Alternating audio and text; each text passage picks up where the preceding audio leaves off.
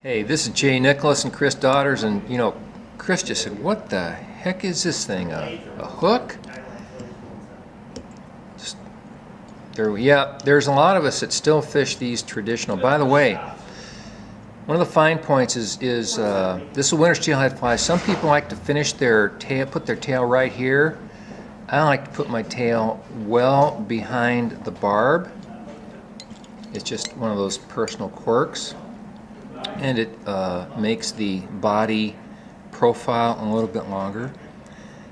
This is size 2. That's a really nice size for a traditional shanked winter steelhead fly. This fly is a version of the old steelhead boss. It doesn't use wings, or pardon me, doesn't use bead chain eye, but it has, let's face it, it's got the key elements of the traditional. This is a hairline Arctic fox body fur.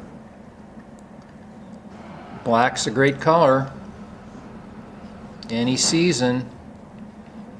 Buying that down. Is a dab of cement essential? No, but I kind of like to do it. The things you'll find is that if you don't do your fly well and you want to take it apart, use that hook again. By the way, I'll extend the tinsel. This is oval silver. Extend it the length of the body. And purple? And which? There's like a piece of purple in there. What is that? No, that's just some fluff left over from, okay. Or it's stuck on my shirt or something. So I will. So I'm going to be trickier here. I'm going to make the chenille a little bit longer. I'm going to wrap forward. And about here, I'm going to make an extra turn or several. And I'm doing this to provide a little bit of extra bulk. That's going to give me a little bit more taper to that body. Is it essential? No. But I think it adds a nice little look. So black's a great color. Fluorescent neon red, fluorescent flame is a great color. This fly really, what one of those terms that people love to use that implies superiority in their flies is these colors really pop. Doesn't that word make you want to go out and fish these flies?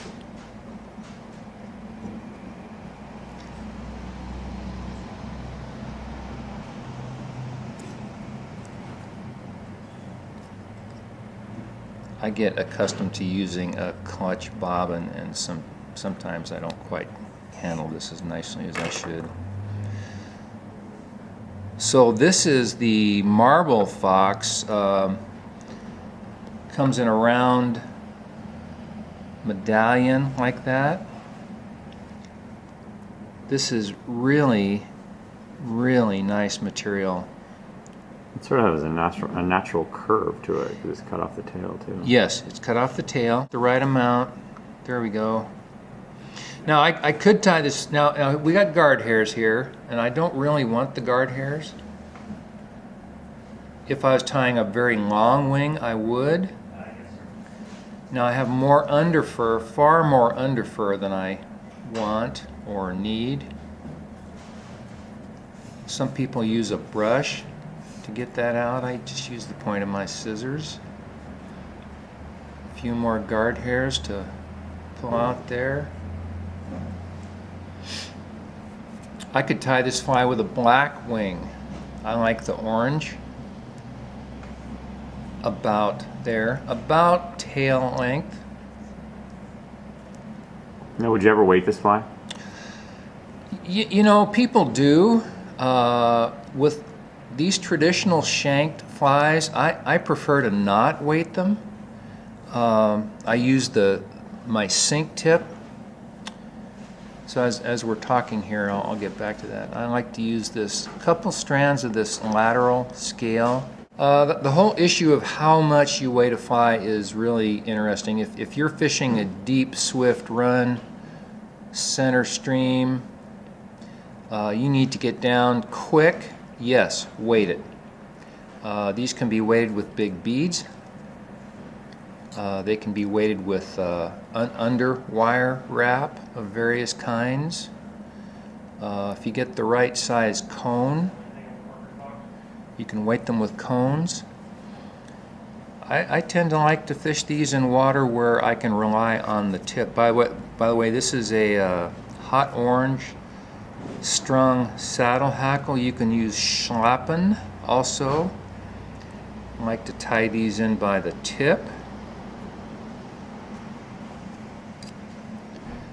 So weighting your fly, I tend to like to fish these in slower seams, insides of fast runs, murky water where fish are, they're traveling in 2 or 3 or 4 feet deep water.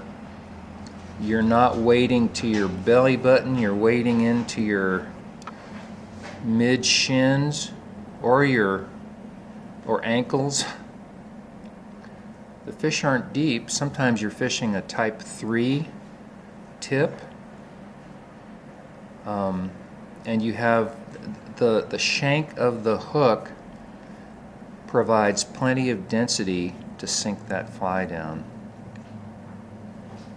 Now some tyers will put the hackle on first, tied in as a beard, then put the wing on. I like to put the wing on first, and I am really getting lucky here because it's always a little bit tricky to leave just the right amount of space so the head of your fly isn't too long. It just so happens I got this one just about right. And I managed to not cut my thread too, so I got lucky on 2 counts. To fish this fly, I like to use a uni loop knot.